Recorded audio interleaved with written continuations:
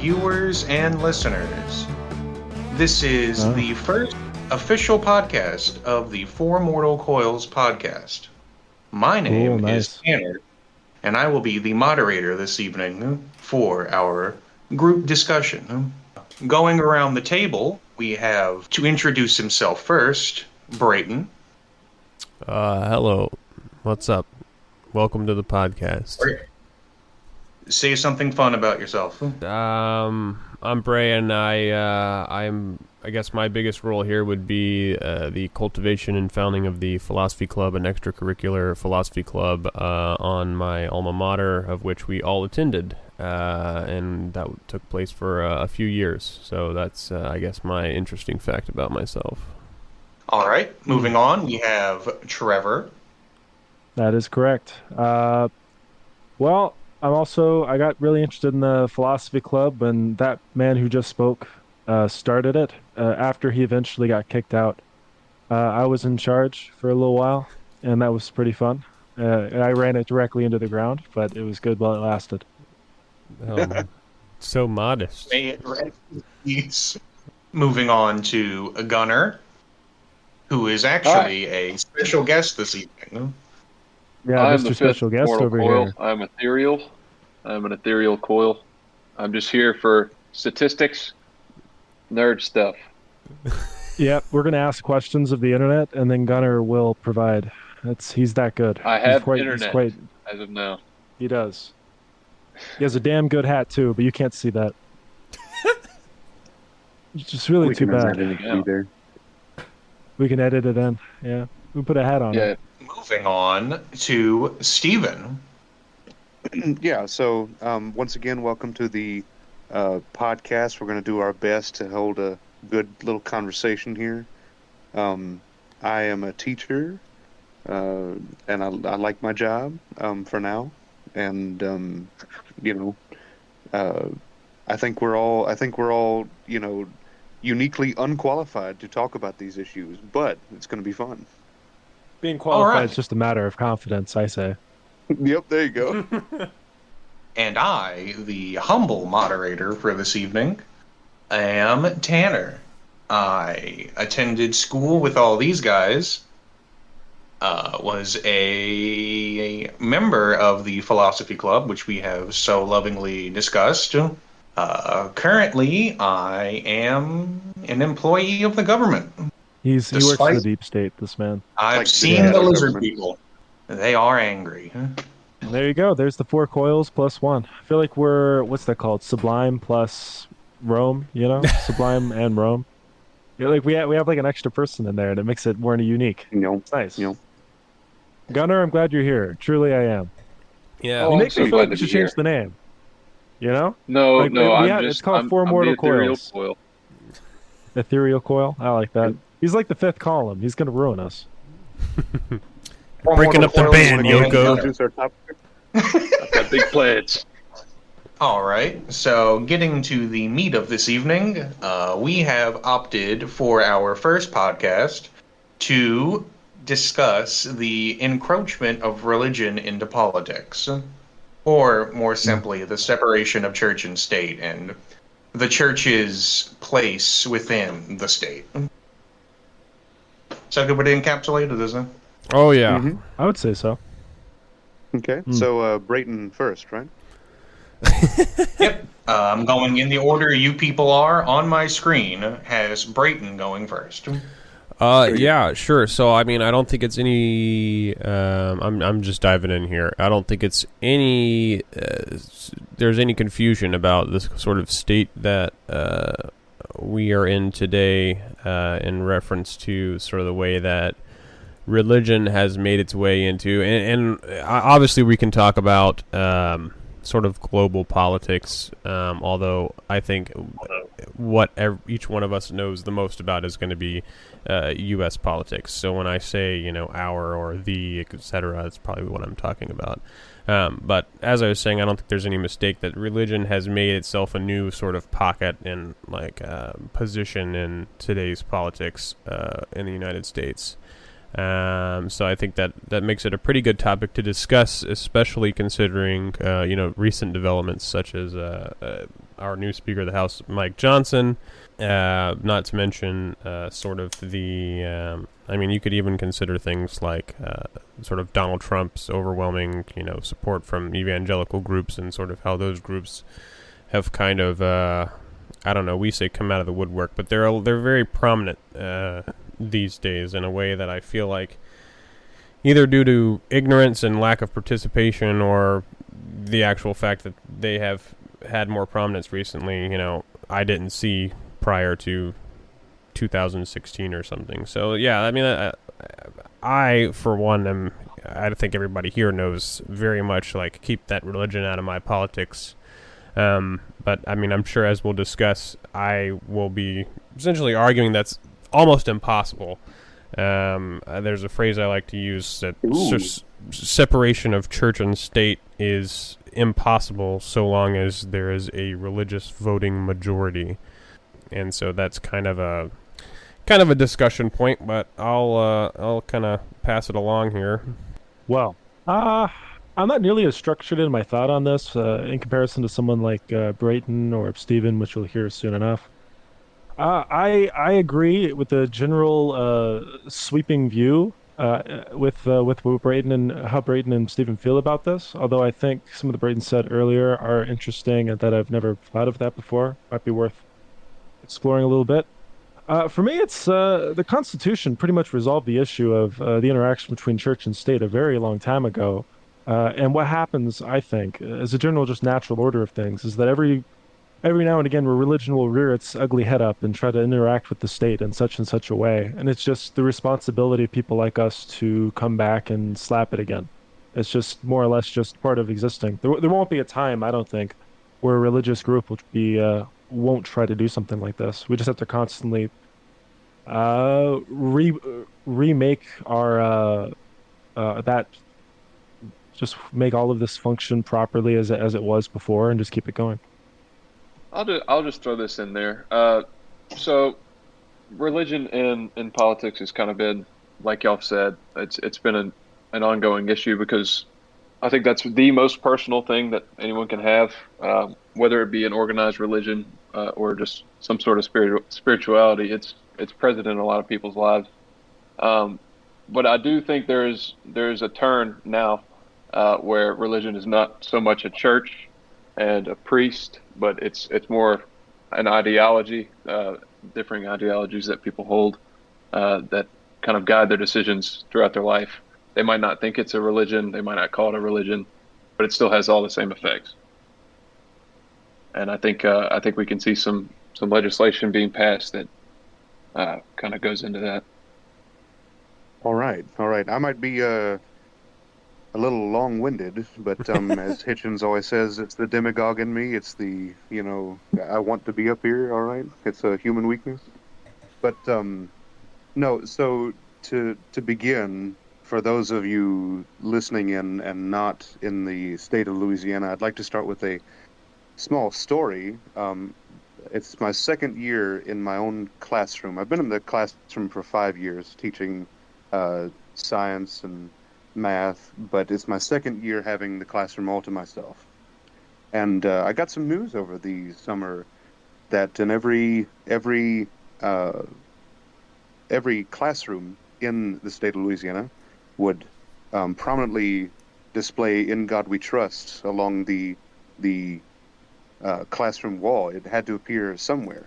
I have not obeyed that commandment, and neither do I know anyone who has. And it makes you wonder what we're trying to police and what we're not trying to police. But something I'd like to state as a teacher on the onset is my high school students do not have a religion. They have parents who have religions. And so I don't think it's quite right that we pass these bits of legislation that infringe upon our secular ideas. I mean, we know in the global stage we are paying tax dollars into what I think is a continuation of a small Palestinian conflict, and I don't think it's quite right. We're having problems in France. Their secularism looks a bit different than ours. They're having trouble in their schools as well. But so, the biggest question on my mind here, of course, is does religion encourage division? Does it encourage unity? One could say it inspired unity for example, the civil rights movement. One could also say we could do a cost-benefit analysis on the civil rights movement. It would come up, of course, 100% benefit. We all deserve rights in this country. But I would argue that all the good things that came out of such a thing were humanist ideas. I'm a new student to humanism. I'm not an authority on it, but I would argue that the supposed good things we get out of religion are borrowed from humanism. And so, lastly, I'd like to finish my remarks with religion in America reminds me much more of marketing strategies than holy texts. And it's becoming a bigger problem. I mean, atheism is on the rise, a good thing. So is Islam, what I unquestionably would think is a bad thing. I don't think that that any religion should be on the rise in terms of who does what. But at the same time, as I'm sure we can all agree, it's not my place to tell people what they should and should not believe, so long as they do it in the comfort of their own homes. And that's all. We've all had our time to say our piece, so I will now open the floor to anyone who is ready to speak. Thank you, Tanner. Tanner, you are amazing. Yep, Tanner. Very good job. I'm loving the real elegance in the tying it all together. Sure. That being said, I thanks, Stephen, for that open, because that brought up a lot of really good points. I hope my manner of speaking isn't too odd. I am trying to enunciate as much as I can, because this phone has been, frankly, dunked in more water than there is on this planet. You're doing great. It sounds good. I was just saying I enjoyed the long-windedness of your open there, because it made a lot of good points that I wanted to jot down. The first, obviously, being the plaques in the state of Louisiana. I think they're pursuing a similar thing in Texas, if I'm not mistaken. Yeah, something similar to it. They want to basically put up the 10 Commandments in schoolrooms, that sort of thing. Yeah. We could talk about the reasons why these things are happening. I think that could be really interesting. I think this will become perhaps start burning heretics at the stake. Right, and there's obviously been a lot of examples of times that religion has tried to put itself, whether successfully or unsuccessfully, religion has in the past made moves like this. I think one of the most prominent is, in fact, the "In God We Trust." I think it was Eisenhower that got that put on the money, or something like that, or where exactly that became the motto. No, you're right. I believe that was Ike. I believe it was. Yeah, to combat the spread of communism and its atheistic ideals. Right. Yeah, so look, we seem to all be going the same track, Brayden. Like, Trevor's bringing up that we should talk about where is all this crap coming from. Mm-hmm. And I believe that the beginning, the start of that conversation should be, why is religion so stinking important in America, whereas all of our Western contemporaries, it's just not that important in their countries, That's a really hard question. It is. It's a functionally difficult question. I think one thing I would want to know more about that I don't is where the turn from, because we got our religiosity from Europe, and now there are places in Europe that are more secular than we are. Even places in the East. Exactly. Even places in the East, which have obviously everywhere has historically been religious. But in places like Japan, like, where in their obviously recent history was there sort of an event or multiple events that secularism took the reins, so to speak? Because at this point, I can look at a gradual decline in religiosity and gradual increase in sort of non-believers or non-religious people in the United States, but the ability of the clergy or the churches in mass and the people that are elected to office and the power that they hold and the things that they are trying to pass is very different in the U.S. compared to other places, as far as I'm aware. I was going to say, one of these things that's kind of concerning me about this conversation, discussing where things are going, what the United States is going towards, what Europe is moving towards, in terms of religion. We're talking about like religiosity and how like they've lessened in religiosity and the way that they approach things. Well, what is it that they're going towards? What is it exactly? We need to define exactly what that thing is, what this aspiration is, what this idea after God is. What's this thing that everyone else is doing now? Is it humanism? Oh yeah, Is it something yeah. else? I love, How exactly do we define this? yeah. I love what a lot of wiser speakers than I have said about this, and once again to quote Hitchens, I'm certain I will do so again over and over. But I love his answer to this. God rest his soul, pun intended. He said something along the lines of, as alchemy is replaced with chemistry, as astrology is replaced with astronomy, so must religion be replaced with philosophy, art, and literature. And I wholeheartedly agree. Mm, mm. Yeah, I'd have to agree But with you. it represents a very big upheaval in a lot of ways. Like if all these changes happened tomorrow, it would represent a great upheaval. But it's not going to happen tomorrow. It's going to take a long time. It's going to take a long time for the kind of progress that we're talking about to take hold.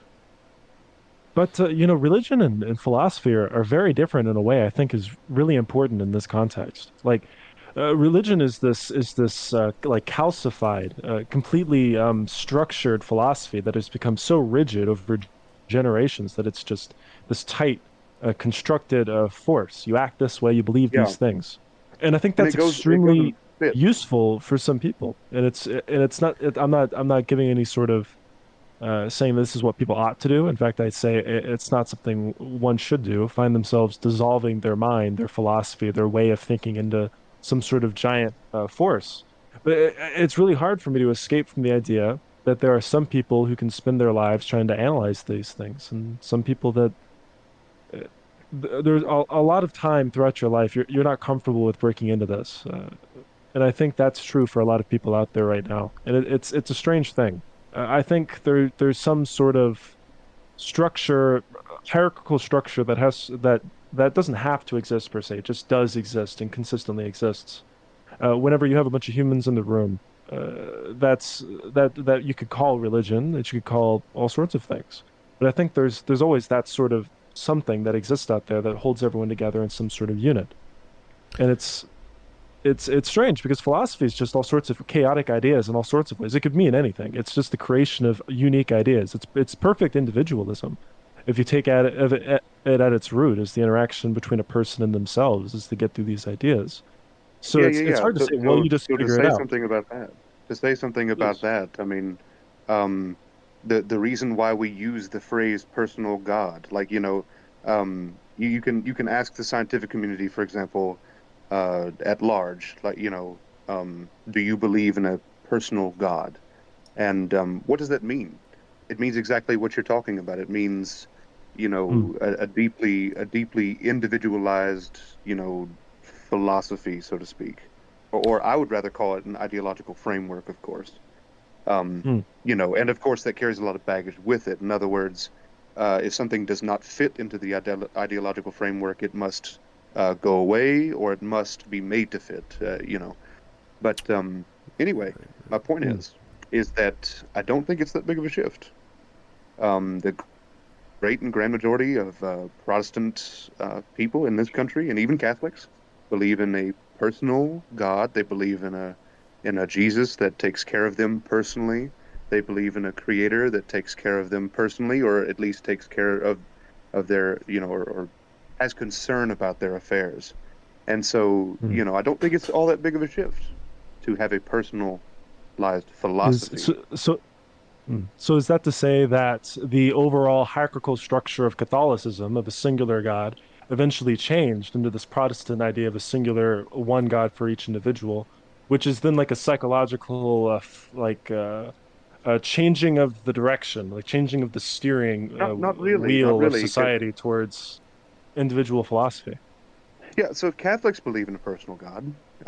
They may want to believe that um, that this Godhead figure is objective and like outside of their experience, and in other words, the master of the universe and so on.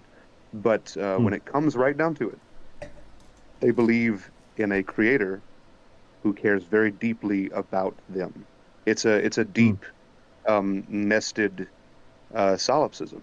Um, so, like I say, I really argue that it's not that big of a shift from personal God to personal philosophy. Yeah, and I Oh, I have a worry then. This is a concern of mine. Oh, I don't mean to interrupt. no, well, yeah. Let me go ahead. I want to hear what this worry is, and then I want to make a couple of comments about. Oh, yes. Well, the worry is if our philosophy is just a distillation or a shift or change from this personal God over into what we have now, a sort of secular, scientific sort of humanism.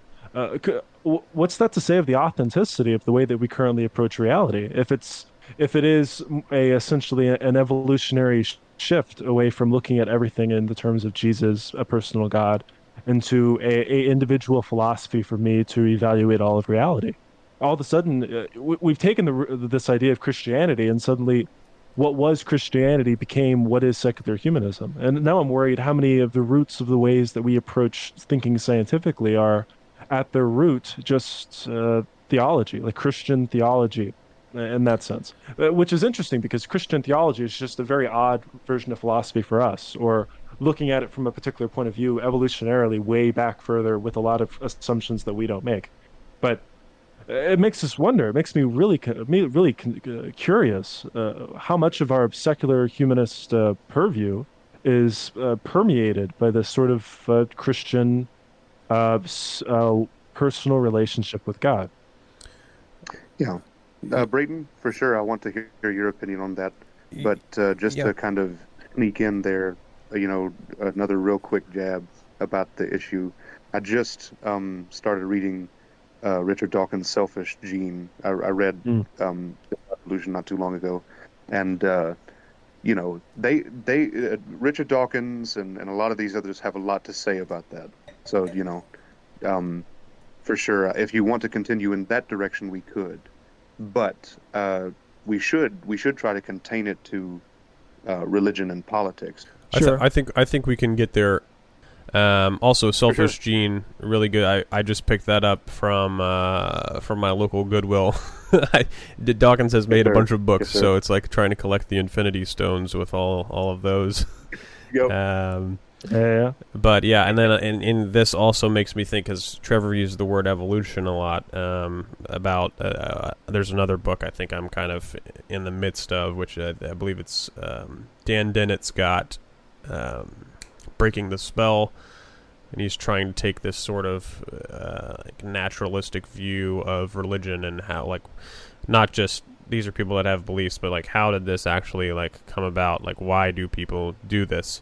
I want to look at some of the stuff that was said, because Trevor said early on, like previously, like what is sort of the goal for, I guess, the religious majorities, like what are they working towards, or maybe it was you, Stephen, but I think that's part of the political topic that we're trying to get at, is defining what exactly is ideal. And we obviously have a mixture of religions in the United States, but Christianity is the predominant one. But that isn't so much to say that we can't make comments about, well, what would Jewish people like to see if they could have whatever they want? What would Christian people like to see if they could have whatever they want? Islamic, or Muslims, if they could have whatever they want. And to a certain degree, we can look around the world and see that, for better or for worse. So I definitely want to get there. But another thing, which was primarily the subject of sort of what Trevor was speaking about just recently, was this idea of, is philosophy and what we do, or our personal takes, just a sort of different version of these religions, or perhaps vice versa even. And I wanna make sort of a distinction here, because I'm about to finish Sam Harris's End of Faith, which was, I think, 2002 or so. There's a lot of golden age imploring you. Yeah, there's a lot of material written after 9/11 for obvious reasons. But I want to make a distinction between philosophy as just a way of trying to think about the world and think about different things versus sort of a religious framework, because I think they both set out to try to do the same things, which is explain the world around us and the way that things are, and or the whys even of why things are. But something that's crucial, and Sam Harris points this out in The End of Faith, is that the religious side of this is something that, when we would show up to Philosophy Club, for example, there's a bunch of different people in the room, and we've all got different ideas about things, and it wasn't me going up there and saying, this is what Philosophy 101 textbook says, this is what it is, you've got to believe this, or whatever, and don't ask me any questions, or don't expect any answers that aren't going to already just reaffirm what I want you to believe. You're going to show up, and we're going to throw things around and have an honest intellectual discussion about what could be the case, like, why is this way? Philosophy is encouraging free thought and skepticism and, just all of these different ideas, whereas in a religious framework there is a monolith of an idea or a concept or some story that's been passed down that has to be at its concrete. It does not move. And so when we say, could what we do as non-philosopher philosophers be kind of construed in this religious sense, I think it would be disingenuous of us to put ourselves there, because we are so open to different ideas, and we will ask questions, and we will be skeptical, and we will, sort of take things a different route, if that makes sense. Yeah, that's what I was trying to say earlier, Braden, and you said it in a better way. Well, that stuff I said about the ideological framework, like all ideological frameworks that you impose on yourself, you end up having to make reality fit into that, and that's just not a good idea. That's just not a right way to go about life. I want to hear Trevor on this again for sure, but I literally just got done reading this in The Selfish Gene, and it speaks a lot to what Brayton was saying. In there, Dawkins said philosophy is still taught as though Newton, Darwin, and Einstein never happened. You know what I mean? That they're still taught like those discoverers never existed, and I think that's a failing. I think that's a failing in our philosophical discussions. Yeah, and just on that, I think, that's where the source of that really comes from lacking in the educational aspect is beyond my knowledge. But one can only think, maybe people think of philosophy today as this ancient bygone, right. I mean, look no further than the the plethora of jokes about the philosophy major being broke and whatever, yep. And yep. Because nobody makes any money for thinking anymore. Is there a doctor in the house? We need somebody to solve the trolley problem. Yeah. But yeah, sure. I mean, if we need to bounce this back into that politics, I mean, I think let's nail down what Trevor was talking about. And in the United States, there's been this tug of war between progressives and conservatives, and then obviously a large number of predominantly right wing is where most of the religiosity is coming from. Now, let's say that the religious right gets a candidate for president that they think is just fantastic and wonderful. I don't think Donald Trump is their star-studded, all-star, whatever you want to call it, candidate. No. I mean, he held up a Bible, and that was good enough for them. So, but do I think Donald Trump is by any means the religious candidate that could do for them what they want? I don't think so. Maybe Mike Pence is more in that avenue. Maybe even somebody like Mike Johnson is more in that avenue. But I think it could get even more flashy and devout, so to speak, than maybe aggressive. even they're comfortable being right now. Yeah, even aggressive. But I want to explore what is a United States that has become, has passed the threshold of just being this idea that we throw out, there is a separation of church and state. Well, what if that's tossed out? What if people just, because it's not, so to speak, a law, it's something that we reference more almost on an honor system type thing. It is enshrined in the Constitution. I mean, it is there. Well, right, and as far as, and obviously I can be wrong here, but I know that there is, we have a clause that we cannot make any sort of establishment of religion. Roe versus Wade was overturned at the federal level recently, so anything's on the cards. Yeah, I agree. Trevor, do you have any input? Well, when we're talking about this whole, like, how could we be brought to this point, or like what is it that we're going towards in terms of religion and Two big questions. just the general want to supersede and start to interact with politics in that way. I think they're doing exactly what we're doing. I think we're essentially all doing the same thing. I think we have a certain sort of like architecture or structure from which the three of us approach reality. At the very least, the three of us, you could look at the three of us as having one generalized viewpoint, and it would be useful to look at us in that way, of sort of everything being turned into sort of a secular humanism. And by I mean everything, I just mean everything evaluated from that perspective. What all of reality is. Well, I'm looking at it through a secular humanist standpoint. Well, why did this happen? Well, I'm going to look at that through a secular humanist standpoint. I evaluate it in that way, and whenever I act and play in reality, I will change reality accordingly to fit that purview. And what I think happens is, and what I think the Christians are, or really just any religious affiliation, or any ism really, is a group of people trying to just sort of flesh out that way of viewing reality, just sort of trying to, sort of like, what's that weird term, gaslight, sort of trying to gaslight it into existence. That is to say, like, just force it into the, well, gaslight, that's actually probably not a good term. Because gaslight, it's generally seen as you purposefully changing reality even though you think it's not true. Well, what if people are trying to gaslight themselves into believing what you're talking about? What you're talking about, of course, is developing schema in the brain, well, rather in the mind, in the conscious mind. But I think that's what you're talking about anyway. Am I right about that?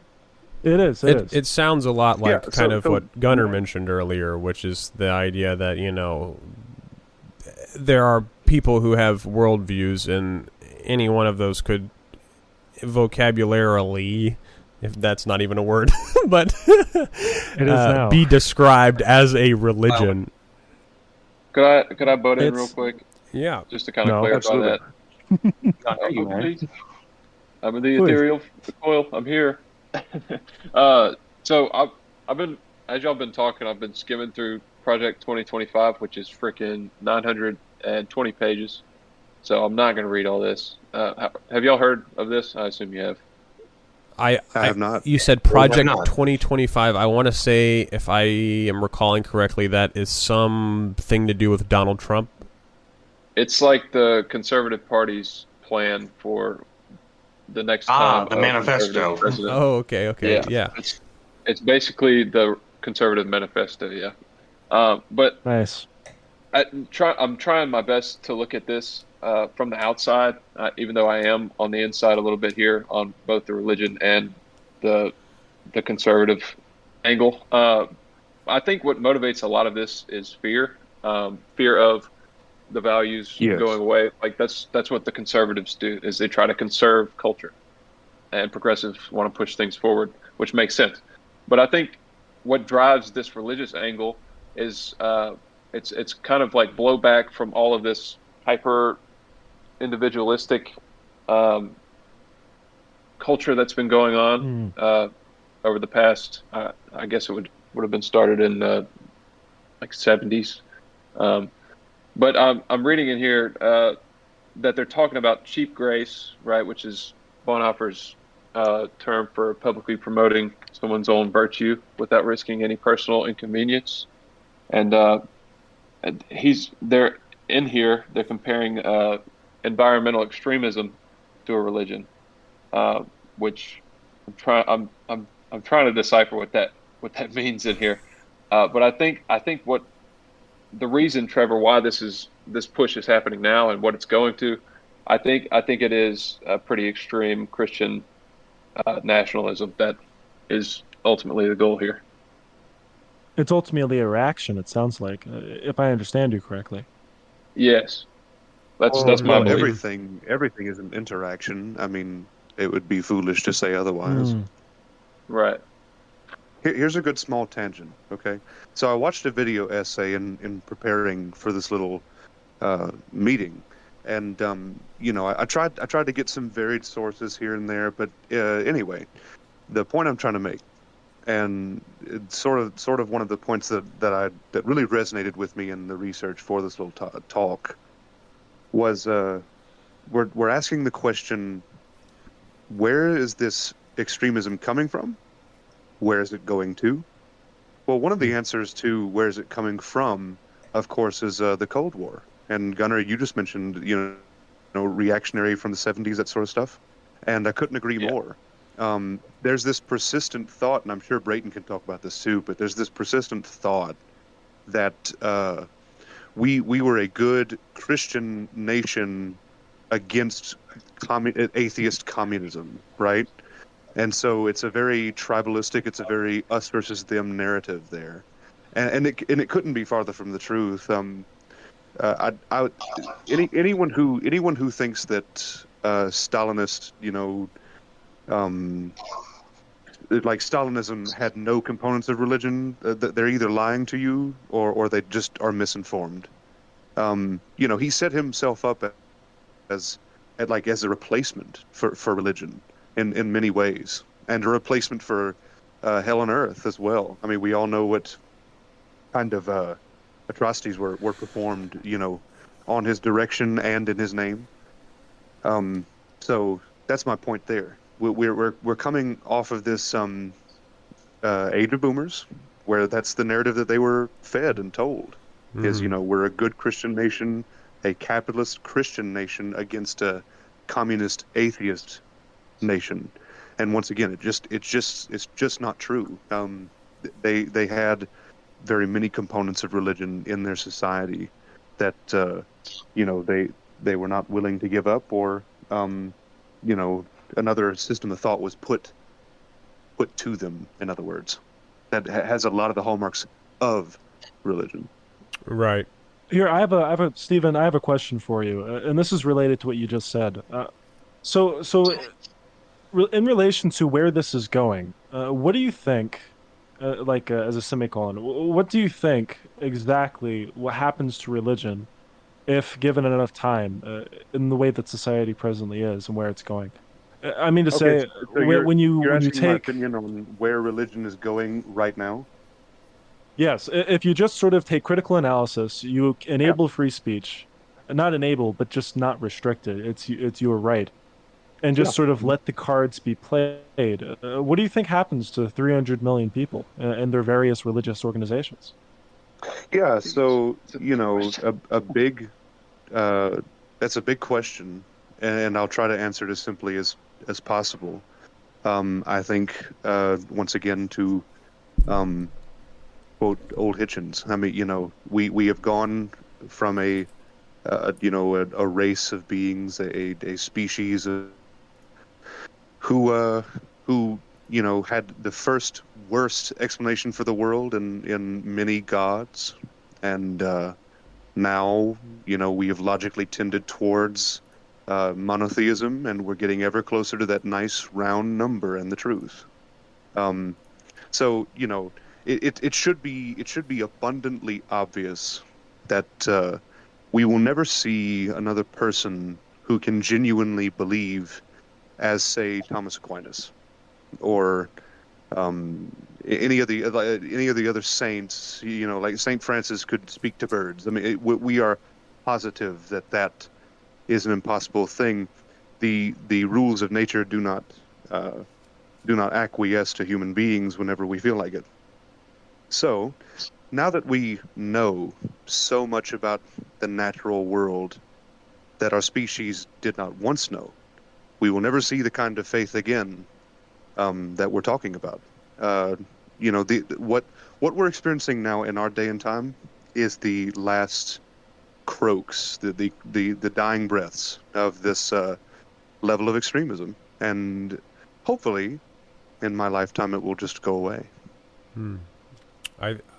I like that, and it made me think, sort of this past couple of back and forths of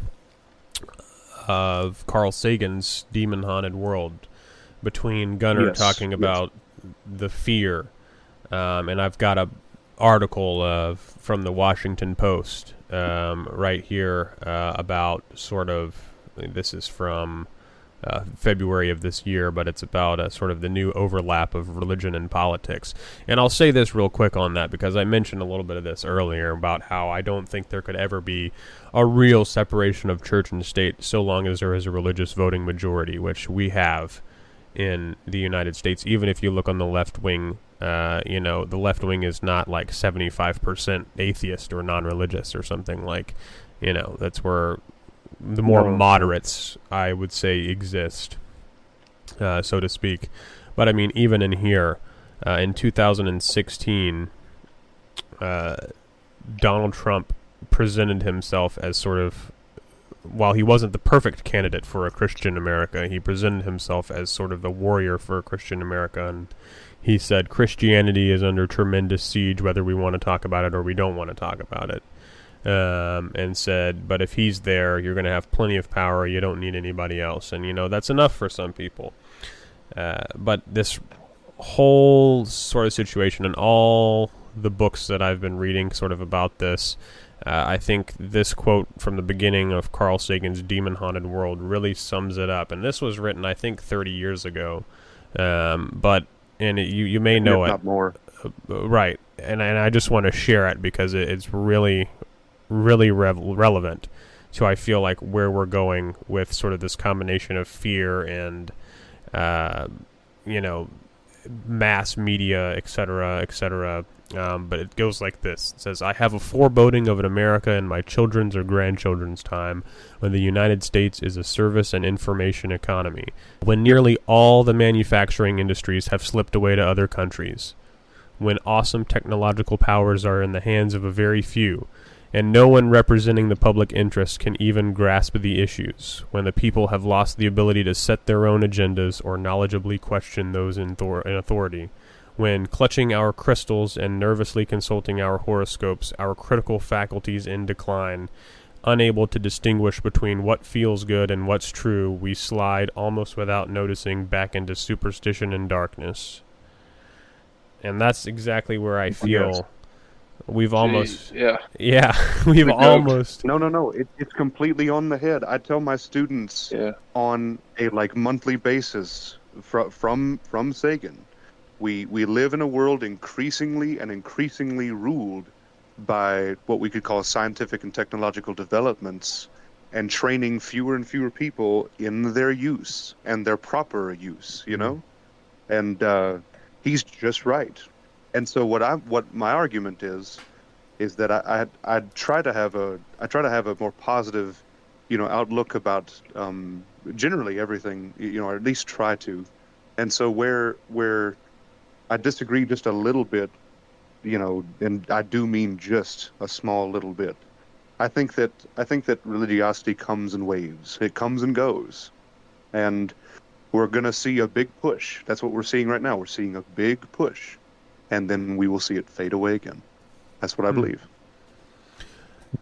That's something that I want to explore more too. Is just because the religiosity is, and I don't think I touched on this, and I said I was going to, but what I meant by that quote at the very beginning of the show is that because, philosophically, politics is ethics applied to a large number of people. And if you are religious, your foundation for your morality comes from God. So you have this direct link between what you're going to go to the polls and vote on ethically, because you have your religion that provides you with that. Now, obviously, if you're secular or atheist or something, you have something else. But when we talk about the separation of church and state, we're not talking about, the separation of my secular morality in the state. We're talking about keeping religion out of politics. But that cannot be achieved. Almost as hard as keeping money out of politics. All right. Yeah, and Trevor, you wanted to say something. The first thing is just something that Stephen said. If I understood Stephen correctly, it's this idea that this viewpoint where eventually people will sort of let go of these things as they sort of get access to, or as they analyze these things and they sort of come to viewpoints. No, I'm more sorry. Or less, I don't mean to stop you, but that's not actually what I'm claiming. I'm claiming that us as a species will migrate towards these ideas. I don't actually think individuals. So don't get me wrong. Individuals are more than welcome to change their minds. I am one such individual. I was raised in an actual cult, and now look at me now, leading a much better life. So it's within the power of each individual to do what we're talking about here. But I'm talking about on a much larger scale. In other words, a cultural shift towards no religion. Just to clarify. No, I see. And I should add an addendum to that. That's at least where I hope we're going. Of course, I'm not going to make any definitive claims, and I'm not going to set a large bet on it. You know what I mean? I'm not claiming, definitively. Oh yeah, we're moving towards no religion, but I hope we are, and some data do suggest that we are. Right, and I think that obviously to me that's ideal, is a more secular society, and it's hard. It's one thing that's hard for me to reconcile, as weird as this is going to sound. A lot of the times when I've talked to people, and I've talked to countless people about their religious beliefs, but something that gets brought up is, why can't you just let other people believe what they believe or want to believe, or et cetera, et cetera. And it always rubs me the wrong way when people say that, because I'm like, why should I be indifferent to what other people believe, when number one, they go to the polls and vote based on that, but what they believe instructs their actions, and those actions have real consequences for me, because we live in the same world and share physical space and are governed by the same laws as I just mentioned, and so I would like to see a more secular driven society where our ethical evaluations are made by from foundations of things like well-being. I think Sam Harris uses happiness and lack of suffering as something, and or just like just in general critical thought, like don't even put any modifiers on there or anything like that, just say critical thought. Right. There's something that was mentioned earlier, and the reason I want to bring this up is because we have Gunnar on as a guest, and one of the first things that I ever listened to Gunnar talk about in the Philosophy Club, I don't even think we were a club at this point. We were just dudes hanging out, talking about stuff. Yeah. Bunch of guys being dudes.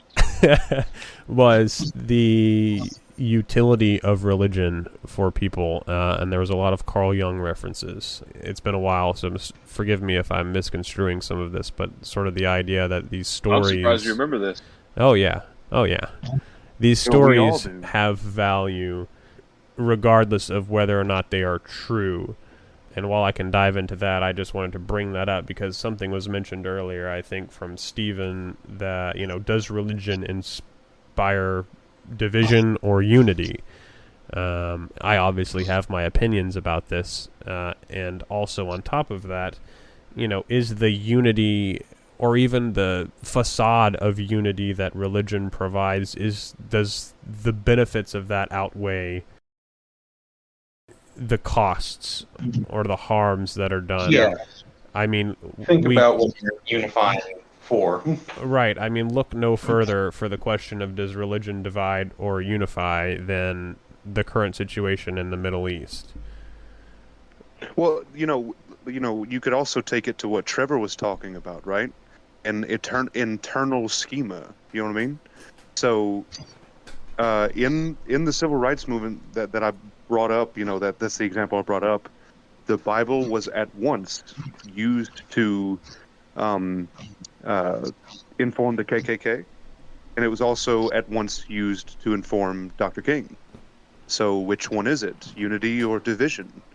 In fact, you can more or less find what you want to find in there, and that's why it's useless. Right. What's in Well, there? I Only would what say you that's take why with it's you. useful. Well, I would say that's what makes it useful in terms of the operation of schema. Sort of these are Yeah, large and I knew you'd say that shit. creation. I knew it. Well, because it's true. I mean, think about this. It's crazy. It's crazy. So what happens is you essentially have groups of people that kind of form these structures of ideas that they then try to Vibes. enforce upon everything, both the people around them as well as just across their own minds. And when they do this, they pull from various sources, and it could be in terms of in terms of religion, you certainly can, but it's also true of looking at things in terms of class struggle if you want to be very left leaning about this or all sorts of things. It's just the enforcement of a particular way of thinking, and you just pull information from all sorts of places. It's sort of just an attack of various wills against each other, or Yeah, yeah, like yeah, yeah. But geists or, of some sort. Trevor, you and I can you and I can agree unambiguously, and to coin a Mm. phrase, not all sources are equal. In other words, some sources are more equal than others. You know what I'm saying? I mean, 100%, 100%. so what me and Brayton are advocating for is critical thought. I mean, I'm Mm. very certain we agree on that. And you know, whenever we talk about tribes of people picking up the holy book and then determining what they want out of it, that's why it's useless. It has no bearing on reality. They just determine what they want. As a scientist, it is, Well, I agree. Yeah. Well, I I'm just agree with saying that you as that a that's scientist exactly and what as they're a doing. teacher of science, I tell people, we should wait for the data. I mean, in pretty much all things, just wait for the data. I agree with you that that is in itself what they are doing, and that is the action of using these religious motives to do much of anything. Uh, I do agree that it's not a very good method of doing things. But what's difficult about it is what makes it functionally difficult is you sort of presume particular answers based upon what questions you want. You know, like I want to do this. Well, it says here in these holy books that I can do it, and that's one way you could see that this is happening. It's a bit Yeah. of a vicious cycle, though. It's both things. The thing that's written in the book determines the will, and the will kind of determines what it finds in the book. It's a whole like cycle that's Oh, at yeah, play there. yeah. Maybe instead of a cycle, we could call it these things are working in concert, and that's why they Mm, produce very stratified outcomes. You know what I mean? Like very different outcomes depending on which mm. tribe of apes are reading it.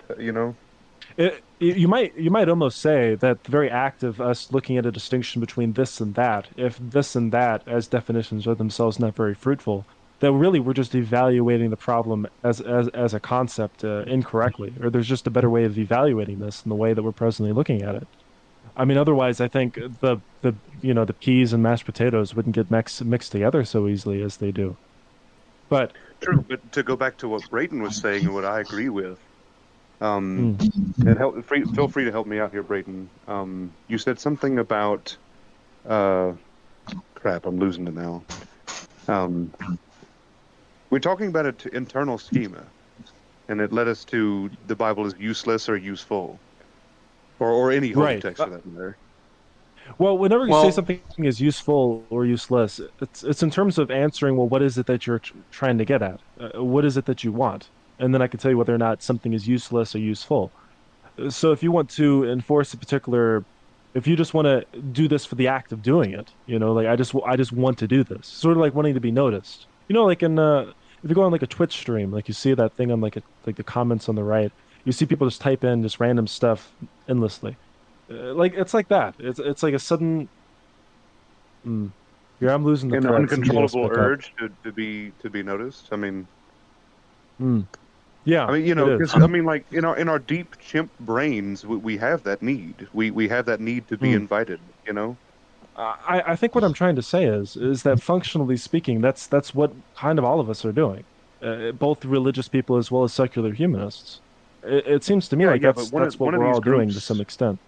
one of these groups has the final word of God and the unalterable word of God, and one of these Yeah, they groups have a has much better a schema than yeah. constantly one of these groups has a constantly updated body of knowledge called science. I mean, and there's no True. comparison there. One of these is infinitely more useful. It seems to me like now we're talking about the efficiency of two different schemas as they play in competition across the world throughout time. Like that's what we're not Yeah, and talking about. one of It's them's raised poverty, the floor of poverty, the world over. One of them's fed almost the entire earth. One of them has killed Let me diseases, let me pose a question to you all. for sure, for sure. please.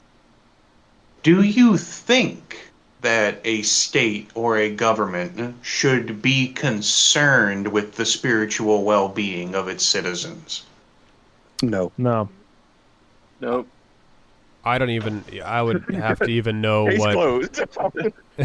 Yeah, really. You gotta find Case better closed. Well, questions with this yep. man. You gotta find something. No. I love this though. I love this because I was going to ask earlier. Does anyone know if we have the 2020 census data yet?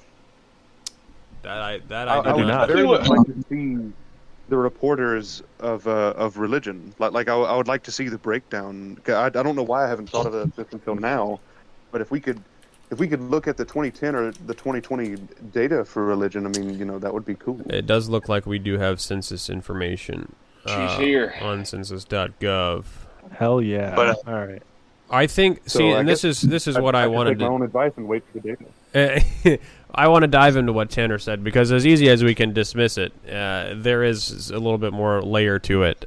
Should the government be concerned about the spiritual well-being of its citizens? Because for me, I believe that the government's sole responsibility is to protect and ensure the well-being of its citizens. So when we say that is verbatim what I believe should be the case, but there's a word added to it, and that is the spiritual well-being. There's all kinds of well-being, food, water, shelter, mental health, the list goes on.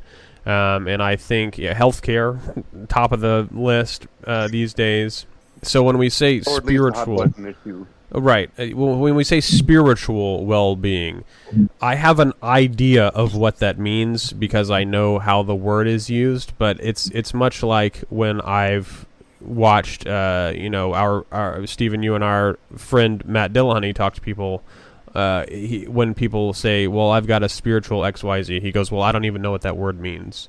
And I've come to find that's exactly the problem. Yeah, I've come to find myself in the same sort of avenue. Like I don't really know what that's supposed to mean, but after I had a proper read of the myth of Sisyphus and started diving back into some more existential, literature and things like that, I kind of rounded out the idea that people need something, and maybe that's what we mean by spiritual, is sort of the framework by which you understand the world as it is in regard to your mortality or your longing for meaning or something like that. Like, I'm fine. Yeah. I don't need the government to ensure my spiritual well-being because I have a framework that doesn't include spirituality or anything like that. Like, I am in touch with, I guess, my own existential crisis or my, the absurd. I am in touch with that reality, whereas there are other people who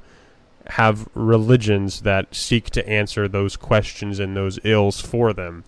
But then we ask ourselves, should we really be trying to reinforce those ideas? Should we not be? Would it be the government putting more money into education for critical thinking, like from our perspective? Right. Stuff like that. Well, so, if we exclude social emotional health, right, is it the government's job to progress the welfare of our social emotional health? I mean, in a small way, I suppose. Like that would be my answer. In other words, I don't think that the government should be very worried about y'all know me, but for those of us listening, brothers and sisters, all that, I don't believe that the government should be worried about us very much at all. You know what I mean? Y'all know that about me, but should they be worried about our social emotional well-being, especially for children? Yes, but probably only for children. If you asked me, in other words, I'm totally 100% okay with, for example, my school system having counselors, even though they're worthless, but we also have social workers that are not so worthless. Um, you know, we Damn. do also have a psychologist in the district, and she sees people all the time as students, and that's her job. And I like that. I like that the government spends money on that, you know. But how would it look, just for a moment, how would it look if we had a district chaplain? Because that's what we're talking about. Yeah. Should the government be concerned about our spiritual well-being? Down to, say, the local government level of a school system. You're talking about a school or a district chaplain. And to that, I would like to address the idea that most religious people think that religion answers the why questions. Science answers the what and the hows. Mm-hmm. What's there, how's it there? And most religious people believe that religion, like especially with the NOMA stuff, the non-overlapping magisteria BS back from the 90s, and so on. Mm-hmm. A lot of people think that religion should answer the why questions. And I love Dawkins' take on this in The God Delusion about how he said, to paraphrase very, very briefly, he said, why questions have no meaning, Mm-hmm. And to go back to what Trevor was saying, we have to construct that meaning somehow, I think we have within ourselves our own notion of the answers to our questions. Whenever you ask these why questions, I think you more or less intuit it from what is brought to you, whether that be around what you see visually or what you conceptually build based upon like the ideas, the stories, and the dreams that are brought to you from your family and to a further extent the society and people around you. So I think why questions in themselves are bad questions. I would agree with that sentiment. I would. I would. The Yeah. only Like a issue is, question, like a silly question, like why hippos or why people? Those don't really have an answer. How did hippos come to be? That has a definite answer. You know what I mean? How did people well, come to be? That it's has a a bit like definite answer. this. Yes, it is. It's a bit like this. It's like asking, like finding God. Let's say find the Ark of the Covenant. Okay, you find it. It's gold. It's nice. You sit in front of it, Yeah, and you ask undisturbed it, nuclear "What reactor. is?" It just goes off. But before it does, you ask it, what is the meaning of life, the universe, and everything? You ask it something like that. And then when it And tells it you answered 42, 42. Yeah. you just don't know where to go from there. And then it follows up with a very insightful after thought. Well, it wasn't a very good question. It all Yeah, just just comes wasn't a right good back to question to that. begin with. And a lot of it comes back to anything that you really see that survives today within religion, within that. It's just stuff that you can't. That a lot of it, not all of it, but a lot of it is stuff that quite simply can't be encountered. The main reason why it hasn't entered into the bullpen of public opinion is because they're unencounterable questions. That is to say, they're poorly questioned, so to say, questions, or they're questions that are asked based upon answers that presume themselves are just brought to you, such as like you need to fight for your God and spread this God this way and that way. You have Right. that sort of feeling and One could sentiment say, brought to Trevor. you, and then you ask questions that infer those such answers. Yeah. Well, one could say, Trevor, that whatever answers you got from the why questions would be unfalsifiable, No, they absolutely would be, such as the nature of the questions themselves. That's what these why questions are that remain. Like religion used to be everything. It was structurally the entire. It was. It's a total solution, or so on and so forth for the mind, for the way that you view reality. It's everything, and Except then it wasn't. little by It wasn't good little, enough. It's well. First off, I think it'll never be good enough. I don't think there's any form of encapsulating reality that is in terms good enough. There's always better. Yeah. I think But the science is claim is that essentially it's the a final word new of an actual creator. to infer the actual truth or authenticity of these things. I could never say that. The only thing I could say is some things are just better than others in terms of just surviving, in terms of the survival of ideas within the area around us over time. I think some ideas Yeah, for eventually sure. lead towards the promulgation of stronger, more potent. Potent is such a strange word, but like more Oh, potent I hate to civilizations that interrupt can you, go out and but extend themselves. oh, Gunnar has to go. I I'm think we so should all give sorry. him a quick farewell. Oh, Well, yeah. wish you Gunnar, well. I miss you feverably. I love you guys. I'd love to be here next week as well. Yeah, Oh, man. I'd love to Sorry, I've be got to run to off. have you here, man. Yeah, man. Thanks for hanging out. Peace. Let the listeners.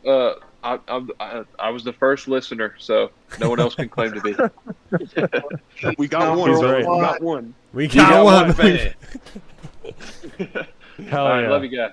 We're good. Thanks for Love you tuning in, too, Dad. Find the truth. If you find the truth, let me know. I need to know it too. All right, I'll give you a call. All right, thanks. I Bye. wish we had a dedicated theist on the podcast, like with us. And for those of you listening, and of course, as a reminder to my other three counterparts, y'all know I'm not a strict utilitarian. I've been doing a lot of utilitarian arguments tonight, but utilitarianism has its time and place, and to be honest with you, it is often, all right, and it is often useful. But I'm not a strict You only use utilitarian. utilitarianism So when it has you know. utility. Yes. Well, I perhaps. suppose Use it when it has that's utility. because of Alright, sorry. the place of a government as being a mostly strictly utilitarian body. Huh? Exactly. I would like our government to be strictly utilitarian, like, leave as many people alone as possible, take care of the criminals, basic stuff like this, Let me jump in Yeah, there. I think the idea of it.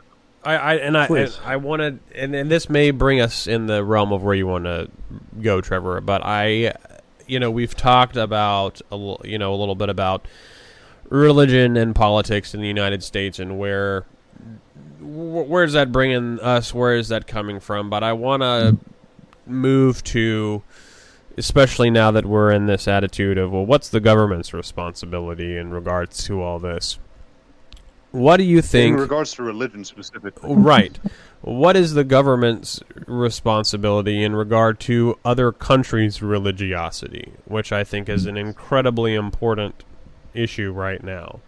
If For we sure. look at other countries that, for example, the Middle East is the predominant example, that are, we've got places like Israel and then Palestine, that obviously are in two completely different, I say completely different, but you understand what I mean, religious... it's an intensely local strife. Right. But these are, even in a hypothetical scenario, say there's 5 countries and each one of them have conflicting religious ideology, and maybe some, if not all, that religion has become part of the state. But we have to, do diplomacy, and we have to cooperate with them, or interact, or not cooperate. And that's kind of the crux of the question, is how do we... That is a possibility. Square our sort of mixture of trying to be a secular government with, millions upon millions of people who would like to see more Christian influence in our government, deal with other countries who may be even more secular than we are, or are almost completely fundamental at the state level. Right.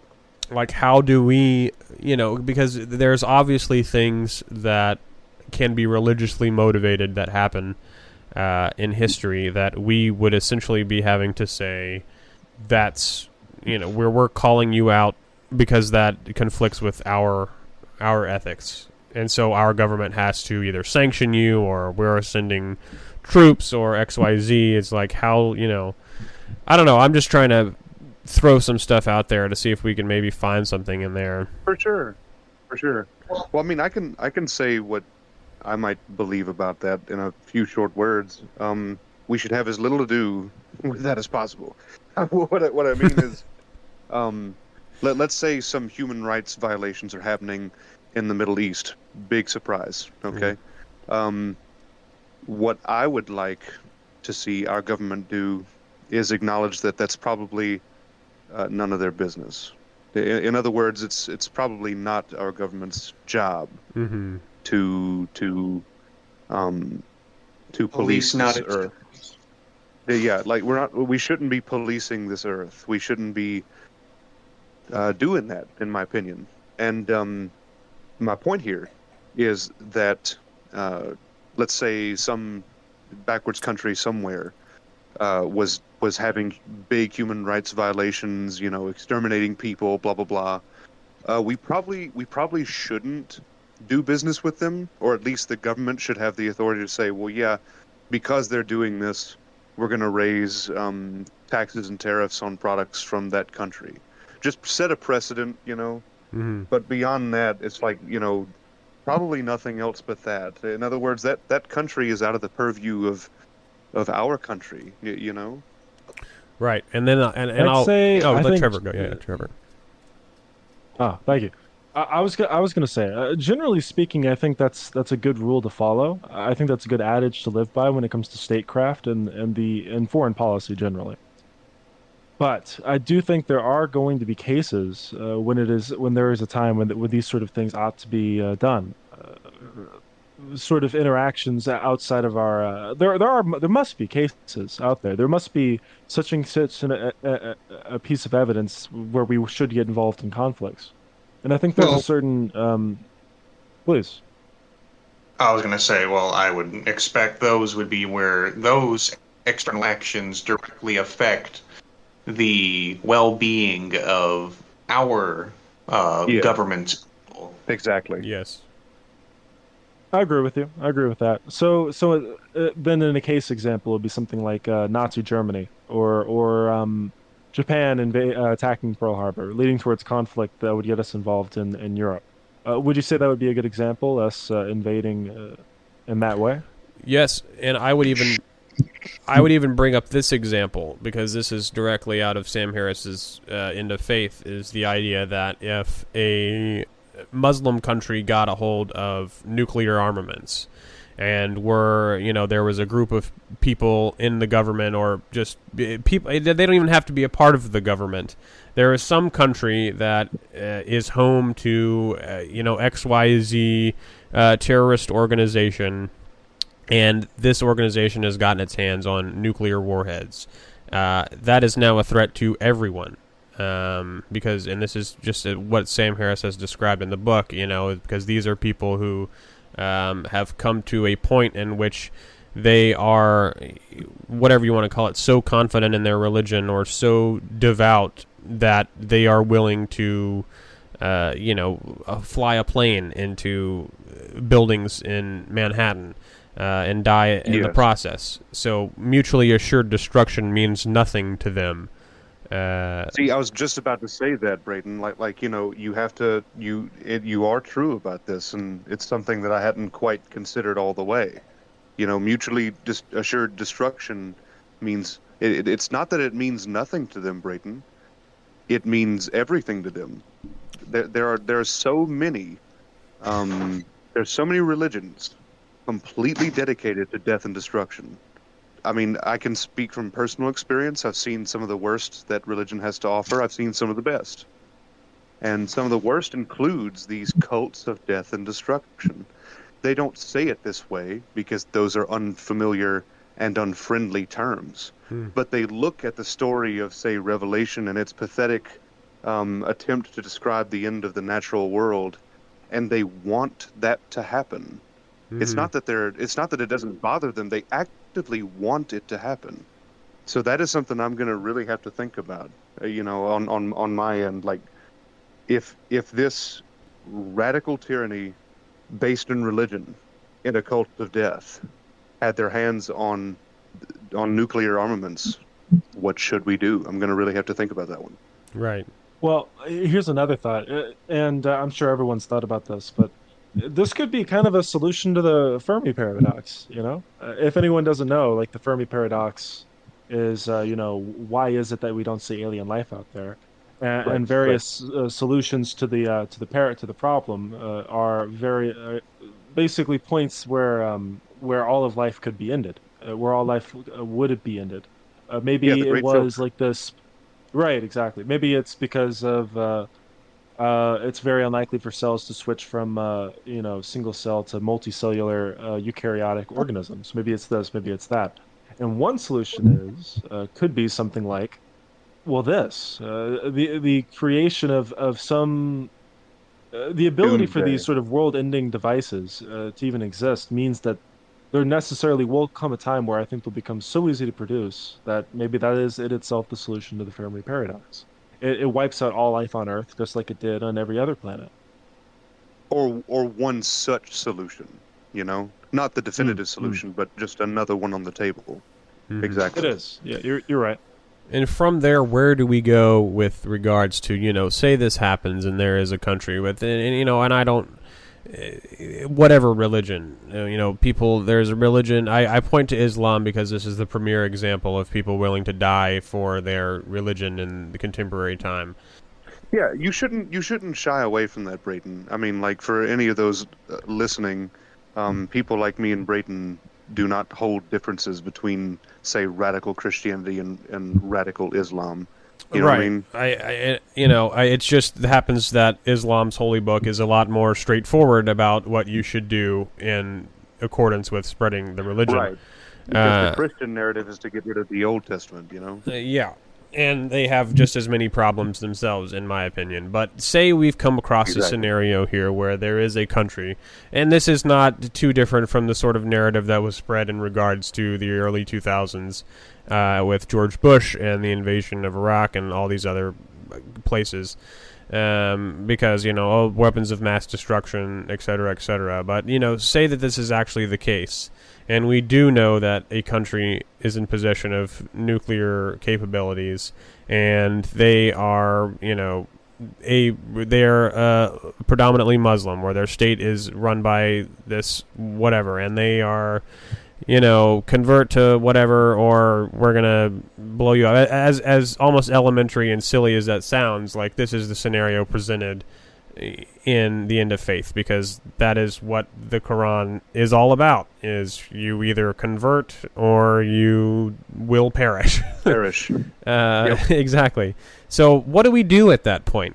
Because, it's one thing to try to be diplomatic, but I feel like the diplomatic efforts would have just as much success as walking up to somebody on the street who is religious and saying, hey, I think what you believe is wrong, and I'm going to convince you in 30 seconds. But in this case, it's an entire country with power, money, maybe not, wealth, but they are an entire organization. It's not as if we're just speaking to one person. And I certainly don't believe that this would be the kind of scenario in which diplomatic relations would really work. We do not negotiate with terrorists. But on the other side of the coin, it's like, well, we say we have to take military action, whatever that would look like, because I don't think we've really had a scenario in which, I don't know. But military action, what is that going to look like? The trouble you run into is that, let's say that religion X has a very big presence in country Y, and they've developed doomsday device Z, right? Mm-hmm. So all that being true, it forces the rest of us, and by us I mean countries, to be diplomatic. There's no other recourse. I just don't see another way. Because if you have military action, there's no reason not to activate Doomsday Device Z. Right. You know what I mean? Be it engineered bio warfare, blah blah blah. I mean, whatever the future may hold. I mean, it forces you to be Yeah. diplomatic. I think we'll do in answer to like what do we do now? I think we do what we've already been doing. I think Exactly. as a general order of things, we're all coming together every day. You know, We communicate more on a day-by-day basis. I mean, we do it terribly in some instances, with like X for Twitter, for example. But I think we're becoming more bound up together every passing day. And I think as a consequence of that, you have the melding together of ways of evaluating reality. So like the whole schema thing that I keep bringing up, I think it connects to this in a sort of way. I think the tendrils of ideas will sort of link together between groups of people like this, like between like the collective West and let's say just the various monotheistic religion. It really makes a difference to me what it is. And what's going to happen is you're going to have groups of people go together. You're going to have exchanges of information. Better ideas will survive, and the worst ones will die. And by that I don't mean like the current like secular humanist philosophy will win automatically. I don't mean that at all. I mean just what is true will win, and there are going to be some attributes of other cultures that are themselves going to For sure. change this. Like for example, I used to go to Muslim prayer meetings every week in senior year of college. I had a group of Muslim friends that invited me to go once. I was incredibly intrigued. I had never done anything like that before. And I went and I took part in it. And they absolutely loved this one philosopher, or more of a poet named Rumi. He's a Sufi poet, and his work is Hmm. incredible. And I think what's going to happen is you're going to have this sort of exchange of information. You're going to have people come in from different places, and you're going to tell them about all of your hopes and dreams. And that's going to include your general worldview, such as like, why do you think we're doing all this? Why is it that we're out here? Why is it that we want to go to the stars? Why does that matter? What significance is that to you? And that sort of conversation, like deep impacts on an individual basis, is what's going to change all this. It's what's going to make you and I start reading Rumi. It's what's going to make people stop bombing buildings. I think it's going to create what you and I consider to be the next order of things. It's going to take For in sure. ideas from us, but it's also going to take in ideas from our adversaries. I mean, I don't mean to Well, it mention necessarily something really has to, silly. you know. Yes, yeah. As a To general suggest attribute that, of just, yeah. hmm. Go ahead. Oh no, I ran out. Go ahead. You ran out. You ran out of gas. I did.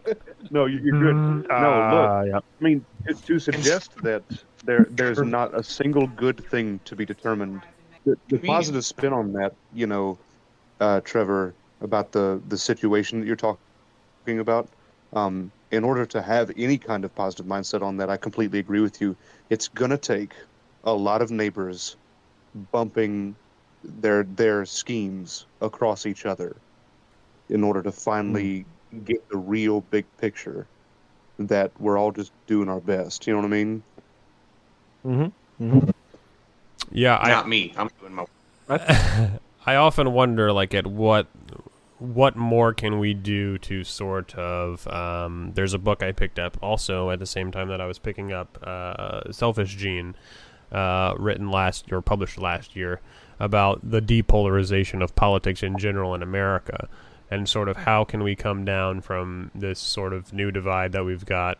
And I think about that in sort of a larger context of how do we begin to build a more unified world, because the world with each country being individualistic will not stand. That's the way that the world has operated until thus far. I didn't support any of the sort of Trump era, like coming out of the Paris Climate Agreement, or disdain for the United Nations or anything. I think these organizations are perfect? Not at all. But I think global cooperation is better than everyone, standing with their arms crossed behind their, country's border.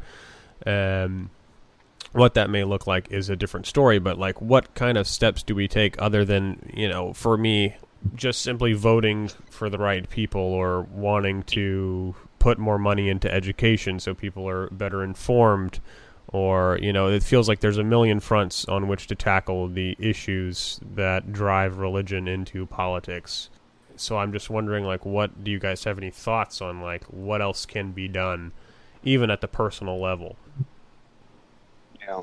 I don't mean to like literally talk about everything, but I will say exactly what I tell my friends and family.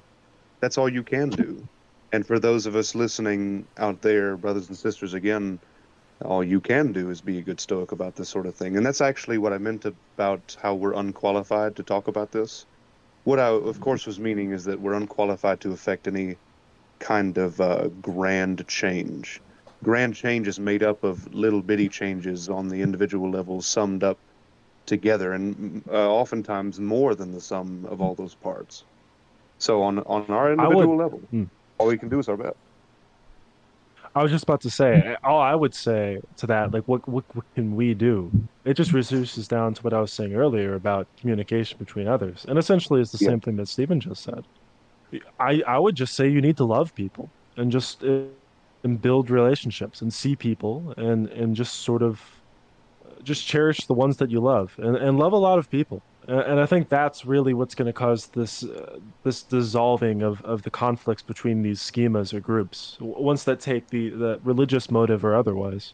I think it's just taking a dedicated effort to understand others and loving them and loving just that which includes yourself as well as everyone else. Yeah, I do believe that human compassion will most definitely be the driving force. Will inevitably make religion. Humanism. Yeah. Mm-hmm. I really reclaiming what religion has borrowed from it. I mean, our species was so to speak born into this reality. Of course, it did not happen as I'm saying it. You know, evolution does not work this way. But our species was born into this reality without God, and very likely it will go away without it. I think I like where this is coming around to, because we started with, you know, whether or not we really even covered any ground at all is another question. Like, I mean, we definitely did something, but, you know, I speaking for all of our experiences, we all know just what sort of area we're capable of traversing in a typical philosophy club meeting. So we could have ended up talking about, you know, ranking breakfast cereal for all I know. But I'm very impressed that we stayed on topic, though, and right. try and continue the trend. Right, but I like I was saying, I like where this has kind of come around to, because we started trying to talk about the, you know, how religion is getting more and more involved in politics, which, so to speak, is really a way of saying how religion is more prevalent, or at least we're in this pocket of religious either extremism or, you know, this bump. And so we've talked about, you know, where did this come from? Where is this going? Like, what can we even do about it? And we've really kind of just settled on the idea that, you know, just talking to one another regularly and in good spirits is a good idea. And that's exactly, first of all, what we're doing right now, but what we as friends and colleagues have done for the last few years. And I think that it was even mentioned in one of our group chats not too long ago, the idea that, you know, well, we just need to bring back, like, the hitting people up in the town square or in the, you know, in the forum and asking people questions and making people think, you know. Well, see, that's the whole reason why we've done this, is so that other people can hear what we're talking about on a very low-to-the-ground level and begin their own kind of idea, you know, begin their own, you know, idea about how to proceed. Right. And I would say that there's definitely an epidemic of people not even questioning their own beliefs. People who have just been imbibed socially or familially with these beliefs that they hold, religiously or otherwise, but in the context of this, religiously, of course, who, just because it's been imbued in them since birth, don't really pay much attention to it or even so much think about why they believe the things that they do, or even whether or not these things have a place in them, like participating in, you know, voting and being a good citizen. Right. Yeah, I think you know, maybe that's, like you said, Stephen, is that we're doing the best that we can just by sitting here talking about this right now, and continuing to do the same with anyone who, you know, is willing. Yeah, we should promote Yeah, the Discord and things like when we're ready to sign off. You know what I mean? uh, honestly, we should go ahead and do that now. One thing that we're doing, at least at the posting of this episode, is we're gonna have a Discord up. I don't know what the future holds. I don't know who's dying first, but I will say we do currently we are currently going to set up a Discord to which people can join and discuss philosophy with us or each other, and that'll be cool. For sure. And yeah. Closing remarks, everyone. What have you gained from this, and what do you believe now? Well, first of all, it's always great to have a stimulating conversation. That's never going to get old. And I'm already thinking about what the next topic's going to be. Amen. But, and it may just be me reading a lot of material lately on this specific topic, but I appreciate the insights that have been given by you guys because it's kind of taken me back from and a lot of this material I'm reading is, like I said, from that post 9/11, everyone was in a panic kind of thing. Not to say that there aren't things to be concerned about. Haze. Right. Not that there aren't things to be concerned about today, but it's kind of pulled me back a little bit and said, we're not, the Inquisition hasn't returned and isn't going to return anytime soon. But not that we can't take notes from that and be proactive now. But yeah, this is a topic that's near and dear to me, or at least if we ever end up talking about actual religious belief, or we get someone who's a theist on here or something like that, that'll be an interesting time. But no, I've enjoyed tonight. I hope it was great for everyone else. I'm really looking forward to the next one. Trevor, your remarks? No, I don't. No, it all went really well. I like both the formality and the informality so far. I have a feeling we're going to change up the format a little bit here and there as we keep doing this till we find something we're really comfortable with. And I have a strong feeling about this. Whatever it becomes, I got a good feeling. All right, Stephen, your take? Yeah, final remarks. I have spoken a lot tonight, and my opinions and ideas are out there. But here are my true final remarks. If you are listening to this, and you are questioning your beliefs, if you feel like you have nowhere to turn and no one to talk to, you have it with us. Wait, what'd you say? All I mean to say is that if someone is listening to this and they're questioning beliefs, if they have problems, they can reach out to us. And with that, I believe this concludes our first official podcast of the Four Mortal Coils podcast.